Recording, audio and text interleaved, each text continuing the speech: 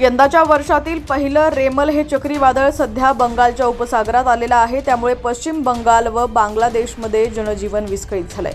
हे चक्रीवादळ बांगलादेशाच्या किनाऱ्यावर धडकण्याआधी त्याचा वेग 135 किलोमीटर प्रति तास इतका होता। वादळ येण्याआधीच पश्चिम बंगाल व बांगलादेशाच्या समुद्र किनाऱ्याजवळच्या भागातून सुमारे 10 लाख लोकांना दुसरीकडे हलवण्यात आलं होतं। ते बांगलादेशामध्येच पुढे सरकतंय। आता चक्रीवादळ आलं की खूप मुसळधार पाऊस होतो। त्यामागे काय कारण असतं? हवेची कमी दाबाची स्थिती असताना तिथं चक्रीवादळ तयार होतं। ज्यावेळी कमी दाबाच्या क्षेत्रात हवा जमा होते तेव्हा ती वरवर जाऊ लागते। ही हवा पावसाच्या ढगांमध्ये रूपांतरित होते व चक्रीवादळाबरोबर ते ढग प्रवास करू लागतात। जेव्हा चक्रीवादळ एखाद्या भागात धडकतं तेव्हा तिथं तुफान पाऊस पडतो।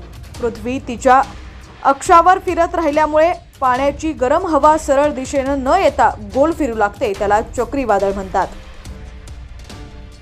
चक्रीवादळासोबत आणखीही काही धोके संभावतात।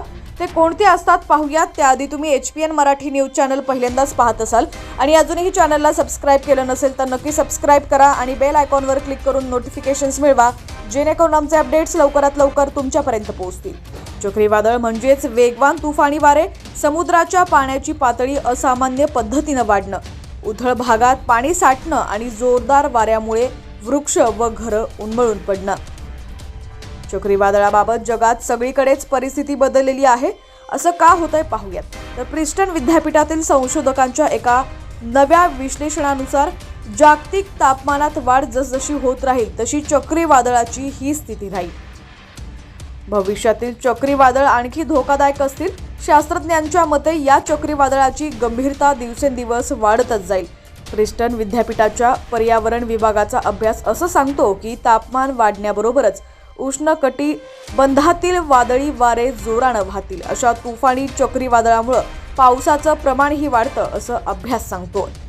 चक्रीवादळ कधी ओसरतं? चक्रीवादळ समुद्रात तयार होतात व तिथून ती पुढे सरकू लागतात। समुद्र किनाऱ्याला धडकल्यावर मात्र ती कमकुवत होऊ लागतात। त्याचं कारण जमिनीवर हवेचा जास्त दाब असतो।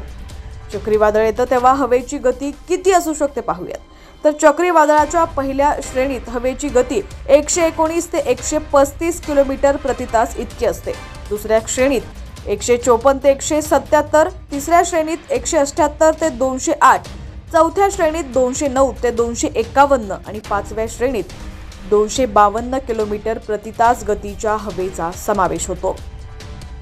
तसेच दररोजचे अपडेट्स पाहण्यासाठी HPN मराठी न्यूज चॅनलला सबस्क्राइब करा आणि बेल आयकॉनवर क्लिक करून नोटिफिकेशन्स मिळवा, जेणेकरून आमचे अपडेट्स लवकरात लवकर तुमच्यापर्यंत पोहोचतील।